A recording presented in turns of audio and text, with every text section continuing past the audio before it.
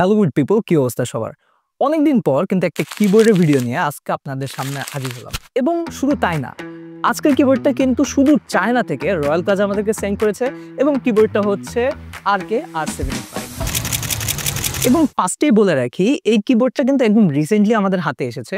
So এই কিবোর্ডটার যদি একদম প্রপার রিভিউ দিতে হয় তাহলে কিন্তু আমাদের আরো ঘাটাঘাটি করে তারপর এই বাজেটের অন্য একটা কিবোর্ডের সাথে অন্য কয়েকটা কিবোর্ডের সাথে একটু কম্পেয়ার করে দেখা লাগবে যে অ্যাকচুয়ালি এই বাজেটের মধ্যে কিবোর্ডটা কেমন পারফর্ম করছে। সো এই ভিডিওটাকে রেদার দ্যান দ্য রিভিউ আমরা এটাকে ওভারভিউ বা ইউজার এক্সপিরিয়েন্সও বলতে পারি। তো সাথে থাকছি পলক এবং আপনারা দেখছেন টেকলিক বাংলাদেশ।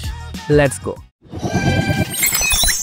তো প্রথমেই যদি আমরা এই কিবোর্ডটা আনবক্সিং করে ফেলি তাহলে আপনারা এই বক্সের মধ্যে দেখতে পারবেন একটা কিবোর্ড, সাথে কিন্তু ওরা একটা ডাস্ট কভার দিয়ে দিয়েছে, সাথে একটা কি ক্যাপ বা সুইচ পুলার দুইটা একসাথে একটা পুলার দিয়ে দিয়েছে, একটা ইউজার ম্যানুয়াল থাকছে এবং 4টা এক্সট্রা সুইচ দিয়েছে এবং সাথে একটা কেবলও ওরা অ্যাড করে দিয়েছে। সো 75% লেআউটের এই গ্যাসকেট মাউন্টেড এই কিবোর্ডটা কিন্তু ওরা একটা হার্ড প্রিমিয়াম প্লাস্টিক দিয়ে কিন্তু বিল্ড করেছে এবং আমরা যখন এই কিবোর্ডটাতে বেন টেস্ট করে দেখেছি তখন কিন্তু একটা মিনিমাম একটা বেন পেয়েছি, যেটা বেশ ভালো একটা ব্যাপার। সো বোঝা যাচ্ছে বেশ স্টাডি একটা বিল্ড। এখন কিবোর্ডটা যদি আমরা একটু স্ট্রাকচার নিয়ে কথা বলি, এটা কিবোর্ডটার ডান দিকে উপরের কোনায় কিন্তু একটা ডার্ক গ্রিন কালারের একটা মেটাল নব রয়েছে, যার কোয়ালিটিটা কিন্তু বেশ ভালোই ছিল এবং নিচের দিকে কিন্তু আর্কের একটা মিনিমাল একটা ব্র্যান্ডিং রয়েছে। সামনের দিকে ওরা একটা টাইপ সির পোর্ট রেখেছে এবং পিছনের দিকে কিন্তু রাবার কোটেড স্ট্যান্ড রয়েছে, যেটা কিন্তু 2 স্টেপে আপনারা সেট করতে পারবেন এবং টেবিলের সাথে কিন্তু এটা বেশ ভালো একটা গ্রিপ দেয়। আমাদের কাছে কিন্তু এই কিবোর্ডটা কিন্তু হোয়াইট গ্রিন ভ্যারিয়েন্টটা কিন্তু রয়েছে এবং আমার কাছে কালারটা কিন্তু বেশ সাবল এবং আই প্লিজিং লেগেছে।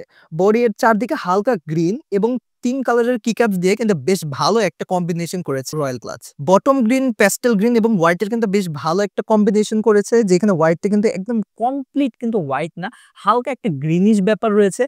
এখন কিন্তু আমি জানি না যে এই জিনিসটা কি শুধু আমার কাছে লাগছে কিনা, বাট আমার কাছে কিন্তু পুরো জিনিসটা যে কম্বোটা, এটা কিন্তু কালার কম্বোটা বেশ ভালোই লেগেছে। স্পেশালি F1 থেকে F4 কিন্তু হোয়াইট করেছে, আবার F5 থেকে F8টা কিন্তু আবার একটা প্যাস্টেল গ্রিন কালার, আবার F9 থেকে F12টা কিন্তু আবার হোয়াইট করেছে এবং সবগুলা কি ক্যাপস যে রয়েছে এই কি ক্যাপস গুলো কিন্তু সবগুলা কালার কম্বিনেশন মিলে বেশ ভালো একটা পপ আপ করেছে। অন্যদিকে উপরের দিকে যে মেটাল নবটা রয়েছে ওইটারও যে ডার্ক গ্রিনটা রয়েছে, ডার্ক গ্রিনটার জন্য কিন্তু এই পুরো জিনিসটার কালার কম্বিনেশনটা কিন্তু বেশ অ্যাস্থেটিক্যালিও নাইস লাগছে। অর্থাৎ আমার মতন যারা একটু সুথিং, একটু মিনিমাল টাইপের কালার পছন্দ করেন বা একটু প্যাস্টেল টাইপের কালার পছন্দ করেন, তাদের কাছে কিন্তু এই কালারটা বেশ ভালো লেগে যাবে। আচ্ছা, কি ক্যাপস নিয়ে যেহেতু কথা উঠলোই, এখানে কিন্তু বলতে হবে যে রয়্যাল ক্লাচ কিন্তু এই কিক্যাপস গুলো নিয়ে কিন্তু বেশ ভালো কাজ করেছে। এখানে ওরা ডাবল শট পিভিডি কিক্যাপস ইউজ করেছে, যেটা কিন্তু আবার এমডিএ প্রোফাইলের। সো যারা এমডিএ প্রোফাইল পছন্দ করেন তাদের জন্য কিন্তু এটা বেশ ভালো একটা ব্যাপার এবং কিক্যাপস গুলো কিন্তু আমার কাছে বেশ ডিউরেবল মনে হয়েছে এবং কিক্যাপস গুলো মানে ইউজ করে যে টাইপিং করছিলাম এই ইউজার এক্সপিরিয়েন্সটা কিন্তু বেশ নাইস ছিল। আচ্ছা, এই কিবোর্ডে কিন্তু সুইচ হিসেবে ওরা লিনিয়ার টাইপের সিলভার সুইচ ইউজ করেছে, যেটা নিয়ে আমরা বিস্তারিত আলোচনা আমাদের ওই রিভিউয়ের ভিডিওতেই করব। সো টাইপের কথা যেহেতু উঠলোই, চলুন চলে যাওয়া যাক যে এই কিবোর্ডটার অ্যাকচুয়ালি টাইপিং সাউন্ডটা কেমন।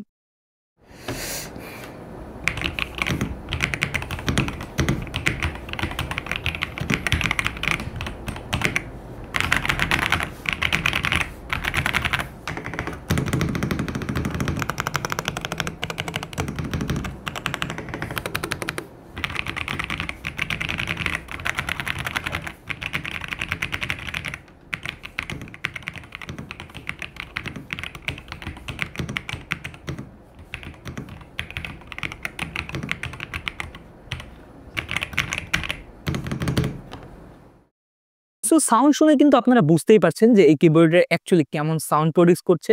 স্পেশালি কিন্তু একটা পপি সাউন্ড টাইপের কিন্তু একটা বেশ ভালো একটা ভাইব পাওয়া যায়। স্পেশালি যদি আমি এটা স্টেপসগুলোর কথা বলি, এখান থেকে কিন্তু তেমন কোনো কিন্তু র্যাটলিং সাউন্ড পাওয়া যায়নি, যেটা বেশ ভালো একটা ব্যাপার। আচ্ছা, কিবোর্ডটা কিন্তু সফটওয়্যার সাপোর্টেড, অর্থাৎ সফটওয়্যার দিয়ে কিন্তু আপনারা কিবোর্ডের যে লাইট সিস্টেম আছে বা অন্যান্য ফাংশন আছে এগুলো কিন্তু যাবতীয় কন্ট্রোল করতে পারবেন। এবং লাইটিং এর কথা যেহেতু উঠলোই, কিবোর্ডটাতে কিন্তু সাউথ ফেসিং RGB লাইটিং ব্যবহার করা হয়েছে, যেখানে কিন্তু বেশ কিছু মোড, তারপর স্পিড, অনেক কিছু আপনারা কাস্টমাইজ করতে পারবেন। দেখতে বেশ ভালোই লাগে। যদিও অলমোস্ট 5K বাজেটের এই কিবোর্ডটা, মানে যেই ভ্যারিয়েন্টটা আমাদের কাছে আর কি, এই ভ্যারিয়েন্টটাতে যদি ওরা টাইমার দিয়ে দিত তাহলে কিন্তু একদম খাপে খাপ মিলে যেত। বাট একটা চমৎকার ব্যাপার হলো এই কিবোর্ডটাতে কিন্তু ওরা QMK/VIA সাপোর্ট দিয়েছে। এই বাজেটের এইরকম একটা কিবোর্ডে যে এরকম একটা ফিচার রয়েছে, এটা কিন্তু বেশ ভালো একটা ব্যাপার। কিন্তু এখানে কিন্তু আবার একটা ব্যাপার আছে। আমি যখন QMK এর যে লিস্টটা আছে না, ওইখানে যখন এই মডেলটা নিয়ে সার্চ করি, সেখানে কিন্তু এই কিবোর্ডের কোনো ফার্মওয়্যার অ্যাভেলেবেল পাই নাই। কিন্তু আবার রেডিটের কয়েকটা জায়গায় দেখলাম যে এইখানে কিন্তু আবার অনেকে নাকি ভায়া দিয়ে এই কিবোর্ডটা কাস্টমাইজ করতে পারছে। সো আমার আসলে ভালো মতো ঘাটায় দেখতে হবে যে এই কিবোর্ডের আসলে ব্যাপারটা কি। সো এই ইস্যুটা নিয়ে আমরা এই কিবোর্ডের যে ওই নেক্সট রিভিউর ভিডিওটা দেবো, ওইখানে ইনশাল্লাহ বিস্তারিত আলোচনা করব।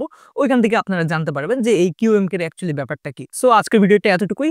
আপনাদের মধ্যে কেউ যদি অলরেডি এই কিবোর্ডটা ইউজ করে থাকেন, আপনাদের এক্সপেরিয়েন্সের ব্যাপারটা কিন্তু আমাদের কমেন্ট বক্সে জানিয়ে দিতে পারেন, অথবা আমাদের একটা ফেসবুক গ্রুপ আছে যেটার নাম টেকলিক বাংলাদেশ, সেখানেও কিন্তু আপনার এক্সপেরিয়েন্সটা শেয়ার করে দিতে পারেন। সো দেখা হবে নেক্সট কোনো ভিডিওতে, ততদিনের জন্য আল্লাহ হাফেজ।